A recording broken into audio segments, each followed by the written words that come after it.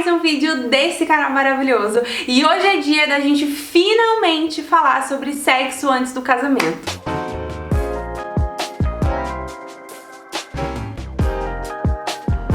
Sim, é um tema polêmico, mas eu quero conversar algumas coisas antes da gente começar. Primeiramente, esse vídeo é um vídeo direcionado para cristãos, pessoas que seguem a palavra de Deus, e para pessoas que têm curiosidade em saber como que é a visão cristã do sexo antes do casamento. Segundamente, eu preciso dizer que eu não inventei nada disso. Tudo que eu vou dizer é pautado na palavra de Deus, que é a verdade absoluta para o cristão. Nós vivemos segundo a palavra dele. Terceiramente, quero dizer também que eu não tenho a menor intenção de te convencer de nada que vai ser dito durante esse vídeo. Eu tenho plena consciência de que eu não sou capaz de te convencer de nada. A única pessoa que pode nos convencer é o Espírito Santo, e eu digo isso com firmeza porque eu fui convencida por ele.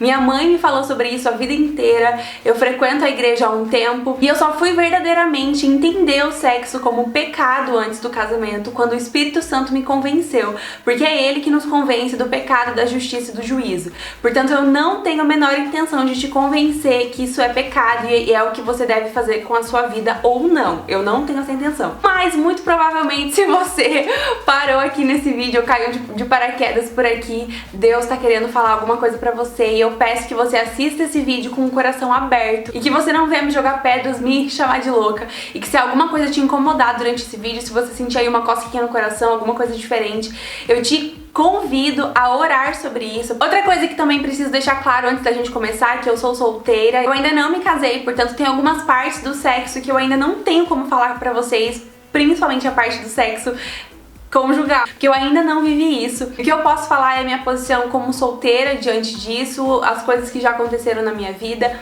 e espero um dia voltar pra contar a segunda parte, a parte do como é depois do casamento. Mas antes de começar, vamos pras coisas lá de sempre. Se inscreve no canal, deixa o seu like. No canal, se você ainda não é inscrito, por aqui tem muita coisa, tem livros, tem moda, tem conversa, tem Jesus, tem palavra, tem muitas coisas por aqui, que esse canal aqui é uma alegria, é igual a minha mente, assim, tem muita coisa. E me segue no Instagram se você não me segue por lá, que também tem muita coisa boa e a gente é bem mais próximo por lá, tá bom? O ponto antes da gente começar tudo é, se você é cristão e você tá assistindo esse vídeo e você ainda não entende o sexo como um pecado e você quer entender, eu gostaria que antes da gente começar, você começasse a pensar no fundo do seu coração o que Deus representa pra você. Se você não é cristão, Senhor como Deus da sua vida, como Senhor da sua vida, você não tem a obrigação de obedecer um Deus que você não ama e não conhece.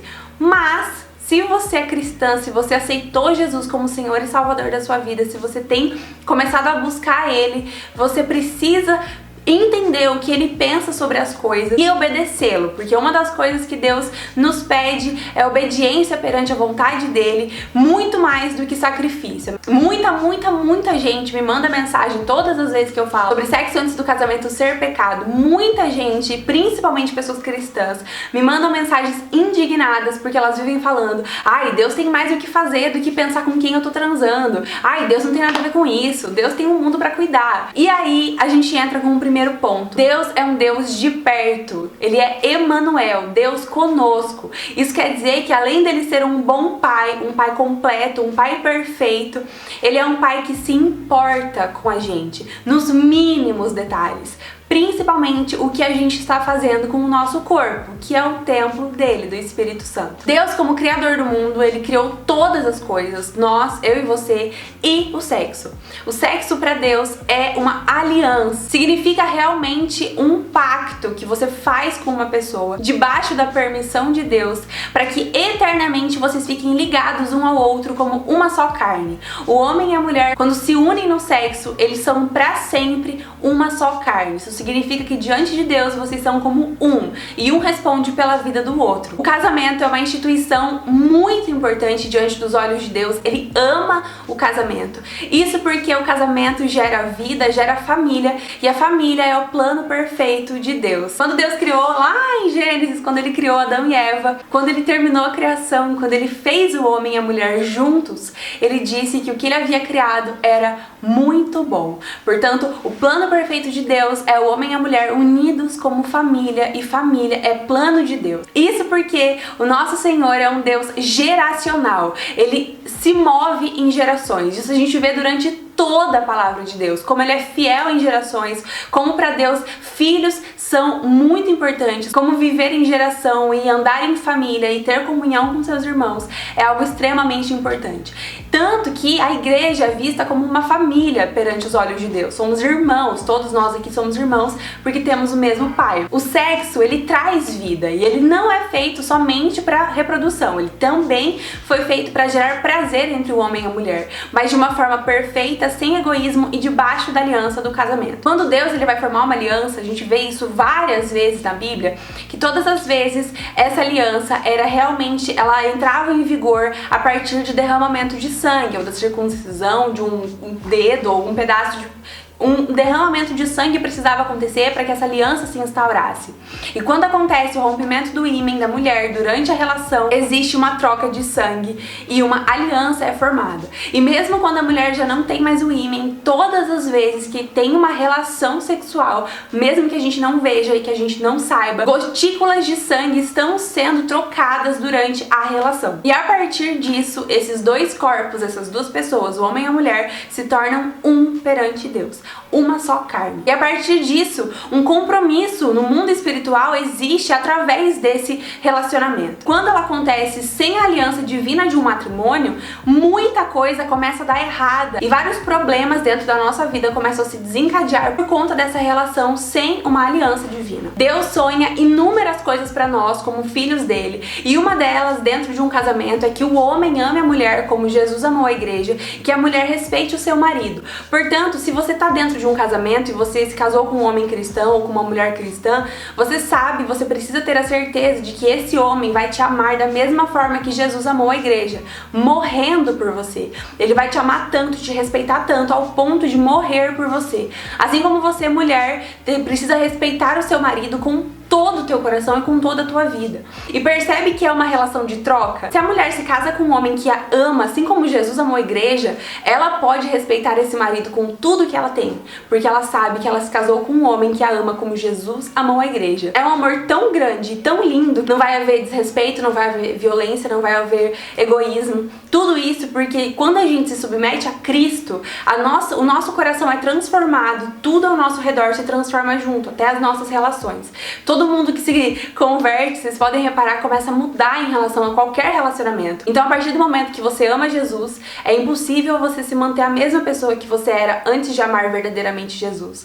Então, até por isso que é muito difícil um casamento em julgo desigual. Porque se você, mulher crente, casa com um homem que não é como Jesus, ele não vai te amar como Jesus amou a igreja. Portanto, você vai estar sendo amada de uma maneira errada, de maneira que não vai te respeitar e te cuidar da forma que deveria acontecer dentro de um casamento. E não é assim que Deus sonhou pra nós. Mas voltando no sexo, a partir do momento que dois corpos se unem no sexo, uma intimidade muito grande acontece e os dois corpos se tornam uma só carne diante de Deus. Assim, dentro do casamento é um ato tão puro e tão santo que nós estamos tão acostumados a olhar como um ato sujo, um ato de depravação, porque é um ato sem amor verdadeiro, sem temor a Deus. E aí você pode estar pensando, não, mas eu estou transando com meu namorado me ama. Será que o seu namorado te ama ao ponto de dar a sua vida por você como Jesus amou a igreja?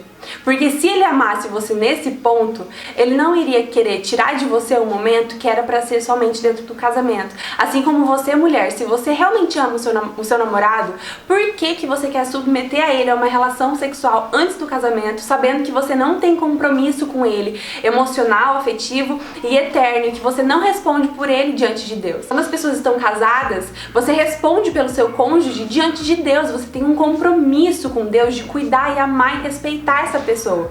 Sem uma aliança de casamento, isso não existe. Portanto, você não tem segurança. Você não sabe se a pessoa com que você está tendo uma relação, ela realmente vai te honrar e te respeitar. Eu sei que existem casamentos que tem finais muito trágicos, mas aqui eu tô falando do plano de Deus, o que seria um casamento perfeito, um casamento onde duas pessoas amam a Jesus acima de todas as outras coisas.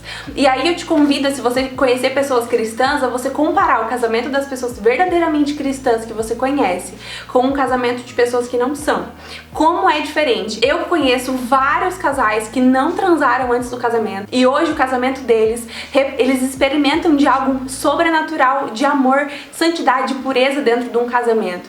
Isso porque eles esperaram. Versus casais que transaram antes de casar. E como é o casamento deles hoje? Como é a relação deles? Como a mulher depende desse marido? Como o homem depende ou não depende dessa esposa? E aí a gente entra na parte das coisas ruins que o sexo antes do casamento traz pra gente. E uma delas é a dependência emocional. Se você não tem uma responsabilidade, se você não está debaixo de uma aliança, o homem com que você está se relacionando, ele não tem a obrigação de te amar como Jesus amou a igreja. Portanto, você vai estar se colocando diante de um relacionamento que vai te sugar de uma forma inexplicável. E aí eu te pergunto, você que tem um relacionamento em que você transa, como você se sente quando ele demora tipo 5 minutos pra te responder no WhatsApp, ou quando você deita no travesseiro? O que você sente? Seu namorado ou a pessoa com que você tá agora, se ele te der um pé na bunda agora, se ele sair da sua vida, se ele sumir, se ele te trair, se acontecer alguma coisa e vocês se terminarem, você vai achar que o seu mundo tá acabando? Você vai achar que você tá abandonada e sozinha e que nada mais vai acontecer na sua vida? Porque eu tive relacionamentos em que eu tinha relações antes de casar, eu não casei ainda, e eu sei o quanto eu era emocionalmente dependente desses homens. Todas as vezes que eu terminei esses relacionamentos, a sensação era de que eu estava morrendo, de que tinham tirado um pedaço de mim. E é exatamente isso que acontece, porque quando as duas pessoas transam, um pedaço de uma pessoa vai pra dentro da outra e o pedaço dessa outra pessoa vai pra dentro dela. Portanto, tudo que essa pessoa tem de bom e de ruim tá em você, e tudo que você tem de bom e de ruim tá com essa pessoa. E se essas pessoas têm múltiplos parceiros, você tá com coisas dentro de você que não são suas e que não são do homem com que você se relaciona, são de outras mulheres com quem ele já se relacionou. E isso vai criando um vazio muito grande espiritualmente falando. E você começa a gerar dependências emocionais e se sentir vazia e incompleta e fragmentada. E inconscientemente você começa a desenvolver uma crise de personalidade onde você nem sabe mais quem você é, onde você tá, e é sempre um vazio que você não sabe com que você preenche mais. E eu estive nessa posição e eu posso dizer que realmente acontece. Talvez agora você esteja pensando, ai meu, essa menina tá muito louca. Pode estar pensando isso agora, mas a hora que você passar a sua raiva de mim, pensa sozinha no seu quarto aí, onde você estiver, pensa aí. Você tá realmente se sentindo inteira, completa? E o pecado deixa a gente tão cego que a gente começa a imaginar uma vida sem sexo, começa a parecer uma coisa insuportável e impossível de viver. Porque além de tudo isso, Satanás odeia o sexo, porque o sexo traz a vida. E a vida é a coisa mais importante que Deus nos dá. E como o sexo gera vida, Satanás odeia o sexo. Ele fez uma bagunça tão grande na mente do mundo que fez com que a gente depravasse o sexo, deixasse ele sujo, deixasse ele pornográfico. E aí a gente já entra em outro assunto, que pornografia, até pra quem não é crente, tem que ser algo horrível, porque gera um abuso, uma mentira na cabeça de mulheres, além de abusar verdadeiramente das atrizes que estão lá fazendo esses filmes. Mas enfim, ele depravou de tal forma o sexo. Você vê pessoas que fazem sexo ao mesmo tempo com mais de uma pessoa, você vê gente que faz sexo com inúmeras pessoas várias vezes por semana. A pornografia, a masturbação, essa venda do corpo feminino, a venda do corpo masculino, porque além disso tudo, a depravação do sexo faz com que os nossos olhos, eles estejam o tempo todo prontos pra pensar nisso. Eu lembro de como antes eu olhava pros homens, eu olhava eles como possíveis parceiros, como, será que ele é bom disso? Será que ele faz direito? Essas coisas absurdas que a gente pensa, que sexualizam o corpo do outro e que fazem com que o corpo do outro seja algo que ele não é. Meu, ele não é meu. O único corpo que vai ser meu, além do meu corpo, é o corpo do meu marido. O dia que eu tiver um, nós não temos direito sobre o corpo do outro pra olhar pra ele e desejá-lo dessa forma. O sexo diante dos olhos de Deus não é desejo, é amor, é santidade, é pureza. E dentro do sexo, dentro do casamento, ele vai significar outros níveis, não vai ser somente o prazer pelo prazer, vai envolver segurança, vai envolver troca, vai envolver confiança, santidade, presença de Deus. Eu vi um testemunho de um casal que fala que sente até a presença de Deus enquanto transa, e você realmente consegue imaginar a presença de Deus enquanto você tá transando com uma pessoa com que você não tem compromisso, que você não ama, que você não quer cuidar? Não tem como isso representar algo bom diante dos olhos do Pai. Para as mulheres, o sexo antes do casamento gera esse tamanho de dependência e de perda de personalidade, baixa autoestima, e para os homens gera uma confusão sobre o que as mulheres foram feitas para ser. Pra a gente ver esse tanto de machismo que a gente tem hoje no nosso mundo, de mulheres que servem somente como vitrine de um corpo bonito, de homens que só pensam em mulheres como gostosa, como peituda, como bunduda, essas coisas que a gente sabe que tem. Tem muito homem nesse mundo que só pensa nisso. Isso porque o sexo antes do casamento se transforma em algo como um troféu, como um prêmio, como algo que, se você tem pro homem, se você tem, você é um grande ganhador. Então, que você tenha várias, que você não respeite nenhuma. Qual é a confiança que você tem de respeito e de segurança do homem que você transou, que não é o seu marido, de que ele vai te respeitar e vai te amar muito? Nenhuma. Porque se ele verdadeiramente te amasse, ele iria casar com você. Se ele verdadeiramente te amasse, se ele verdadeiramente te respeitasse nesse momento, ai não, ele me respeitou. Ele te respeitou por 3 segundos porque ele queria algo. E você sabe o que ele queria. Depois disso, ele não te mandou mensagem. Depois disso, ele desapareceu. Ou então, ele apareceu querendo de novo. Ele não tá interessado na sua vida. Ele tá interessado no seu corpo e no prazer momentâneo que ele pode dar pra você. E eu sei que isso dói de ouvir, porque doeu pra mim quando eu ouvi pela primeira vez. Mas quando a gente tem os olhos abertos, a gente entende que no sexo pelo sexo, você é apenas um objeto que está designado a dar um rápido prazer pro outro. Somente isso, é quase uma privada, onde a pessoa vai, faz as necessidades e vai embora. Não é pra isso que o sexo foi criado. O sexo foi criado pra ter intimidade, amor, segurança, troca verdadeira, o profundo amor, respeito a Deus, santidade, porque toda essa beleza, essa maravilhosidade do sexo, que, gente, quem já fez sexo sabe que é uma coisa boa, só que quando ela é boa de verdade dentro do casamento, o prazer não acaba assim que a pessoa vai embora, ou então assim que o prazer não acaba assim que a pessoa vai embora, o prazer persiste, porque você vai acordar e vai estar do lado da pessoa ainda e pra sempre. Vocês dois vão estar juntos pra sempre, e o relacionamento não vai se basear apenas em sexo. Uma vez eu tava conversando sobre isso com uma amiga e eu falei, amiga, e ela estava me perguntando sobre isso, porque ela é cristã e tava desenvolvendo dúvidas. E aí eu falei, amiga, fala pro seu namorado que você não quer mais transar. E ela me disse, mas Vika, ele vai terminar comigo. Por que que você quer namorar uma pessoa que só quer transar com você? Se você realmente está com uma pessoa que verdadeiramente te ama, ficar sem sexo não vai ser motivo para terminar. Vai ser motivo para fortalecer vocês e vocês continuarem caminhando juntos. Se você é cristã e você namora um homem cristão, ou então se você é cristã e namora um homem que não é cristão, conversa com o seu namorado, porque dá tempo de mudar. E essa pergunta de dizer pra ele que você não quer mais transar e ele terminar com você é a prova de que ele não é o homem pra você. O sexo antes do casamento gera culpa, gera distorção do prazer, não gera verdadeiro envolvimento, gera dependência emocional, e você começa a achar que o seu valor tá no seu sexo, tá no sexo, tá na sua performance, tá na sua forma de dar prazer ou não dar prazer. Eu lembro de conversas horrorosas que eu tinha com pessoas ao meu redor na época em que eu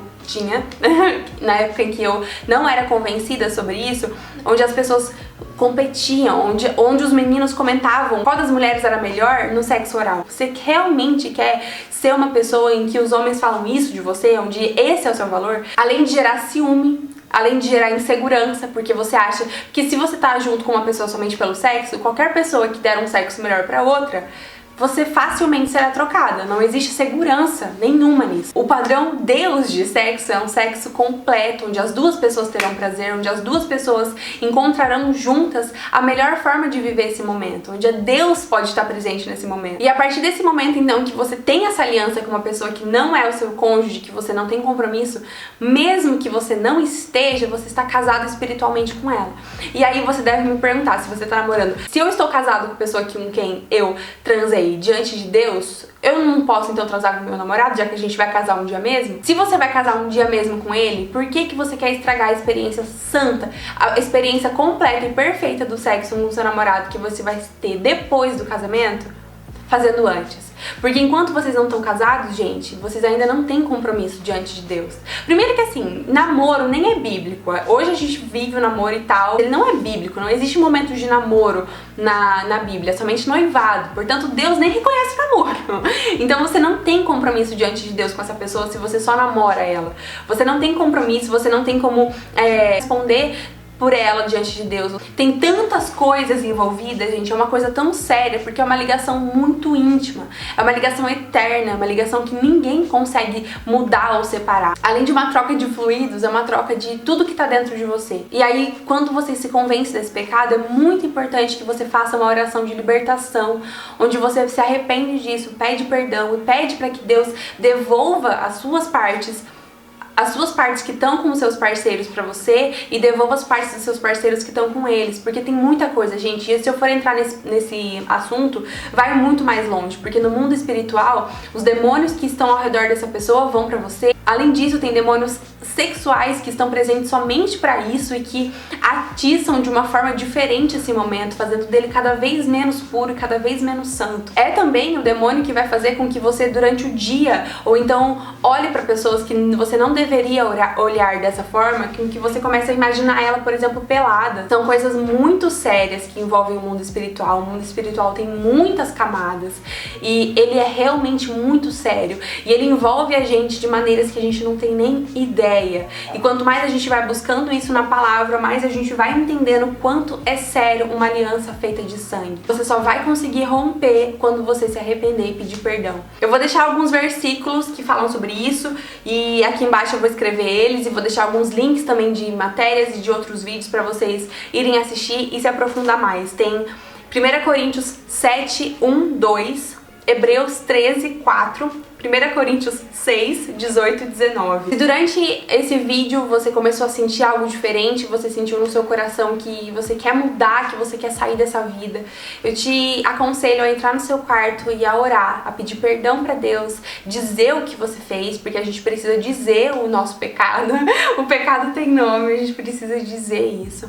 Então fala pra Deus o que você fez, pede perdão e faz a oração onde você se arrepende, pede pra que os seus pedaços voltem e os pedaços das pessoas voltem pra elas. Eu vou deixar aqui embaixo o vídeo da Maria Luque, ela fala muito bem sobre esse assunto também, ela fala mais sobre o mundo espiritual e os demônios que envolvem o lado sexual, e ela fala no final qual que é a oração que a gente pode fazer pra nos libertarmos dessas partes que não são nossas e pra gente quebrar essa aliança de sangue que fizemos enquanto transamos com outras pessoas que não são nossos maridos. Por isso que eu falo pra vocês que eu não leio nada erótico, eu não assisto filmes que tem cenas assim, quando tem eu pulo, porque tudo isso vai corromper e vai trazer cada vez mais uma impureza pra minha mente, que vai me fazer lembrar do sexo como algo impuro e depravado, que não é o que eu quero viver mais. Diante de Deus, o sexo é algo tão lindo e tão puro, e sério, eu penso nisso, eu fico pensando, cara, deve ser uma experiência tão absurdamente sensacional você se guardar e esperar e ter essa experiência, que eu realmente não quero correr o risco de perder isso por uma besteira e por uma pessoa que não vai realmente me amar da forma que Jesus quer que eu seja amada. Jesus morreu na cruz por nós e não é pra gente ficar se submetendo a situações onde somos tratadas como lixo, onde somos tratadas como menos do que realmente somos. Jesus te acha valiosa ao ponto de morrer na cruz por você. Por que que você vai se submeter a um homem que não está nem aí pra você e só quer o seu corpinho? Seu corpinho é lindo, é importante. Ele é o templo do Espírito Santo em você. Quando realmente for a hora, eu tenho certeza que toda a espera vai valer a pena. Eu escolhi esperar, eu só vou ter relações novamente depois do casamento, eu tenho certeza absoluta de que vai ser sobrenatural, que vai ser uma experiência nova, como se eu nunca tivesse transado na vida. E Deus é poderoso ao ponto de poder reconstruir a minha mente, a minha virgindade, a minha pureza. E como o Espírito Santo me convenceu disso, eu sei que eu sei que ele pode te convencer também.